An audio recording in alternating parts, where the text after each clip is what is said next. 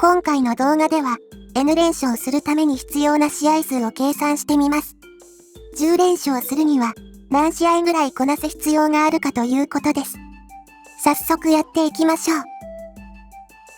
文字の設定。勝率を P、負ける確率を Q とします。P たす Q イコール1という関係です。勝つか負けるかってことね。目標の連勝数を N とします。最後に、今回求めたい期待値を定めましょう。素直に定義するなら、N 連勝した時にこなした試合数としたくなるかもしれません。ただ、これだと立式がやりにくいため、ちょっと工夫します。K 連勝している時、N 連勝するまでに必要な試合数の期待値。これを XK として計算していきましょう。具体例。XN は N 連勝しているとき、N 連勝するまでに必要な試合数の期待値ですね。もうすでに N 連勝できているため、必要な試合数はもちろん0になります。つまり、XN は0です。X0 は連勝数が0のとき、必要な試合数の期待値です。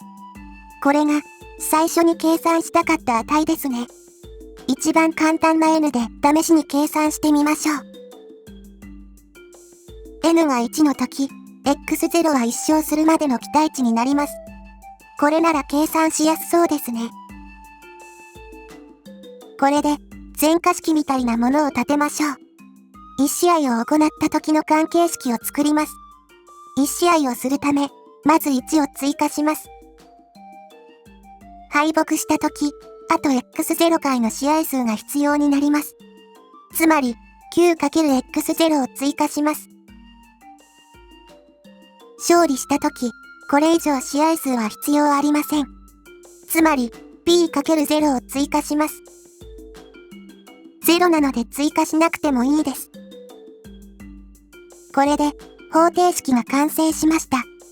式を整理しましょう。まだまだいくで。P たす Q は1ですので、1-9 は P になります。ということで、N が1の時は、X0 は P 分の1になります。勝率5割なら、2回やれば、だいたい1回勝てるってことです。かなり直感に近いですね。一般か。N が2の時は飛ばします。スキップ。N が3の時。さっきと同じように全化式を作りましょう。よく見たら、最後に1つ増えてますね。今回は、勝利したら1連勝したフェーズに移行します。1連勝したフェーズも見てみましょう。1連勝で負けると、0連勝のフェーズに移行します。1連勝した場合に勝つと、2連勝のフェーズに移行できます。2連勝したフェーズも見ましょう。2連勝した場合に勝つと、3連勝のフェーズに移行できます。今回 N は3やから、X3 は0やね。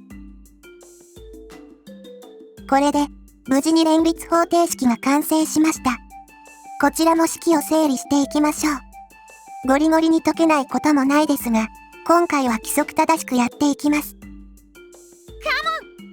カモン R を P 分の9と置きます。一つ目の式を R 倍して、二つ目以降の式に足しましょう。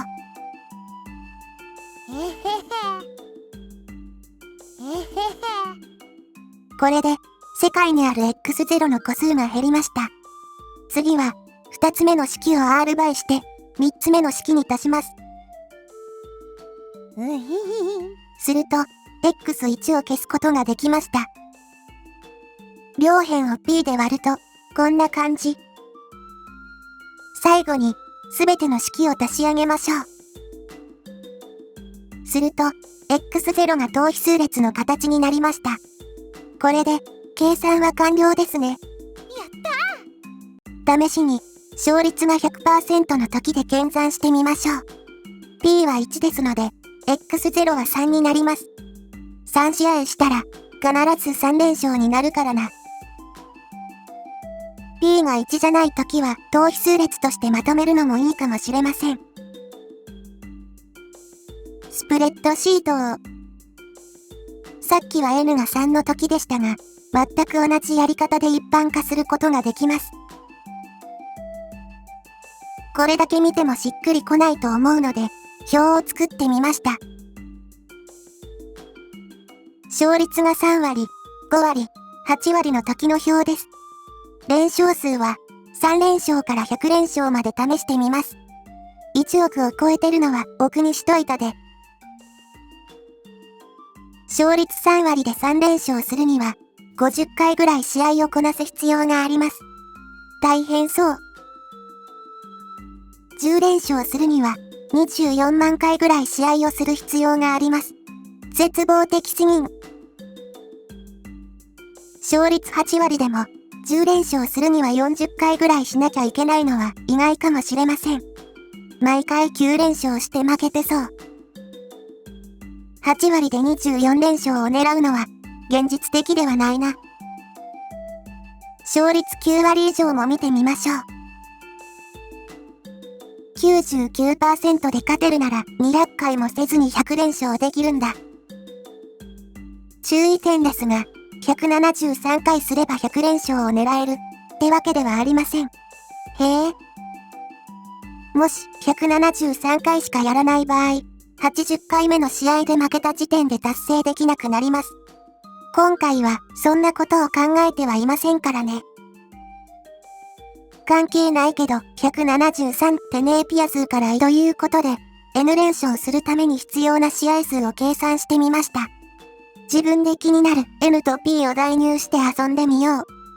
連勝企画をするときの具体的な配信時間が計算できるかもしれません。手強い。おまけの分散です。123って増えた後に3221って減っていってるっぽい。P が小さい時はだいたい期待値の2乗で、P が1の時はもちろん0。こんな感じで計算すると導出できます。詳しくは概要欄の参考文献をご覧ください。それでは今回の動画はここまでです。また次の動画で会おうな。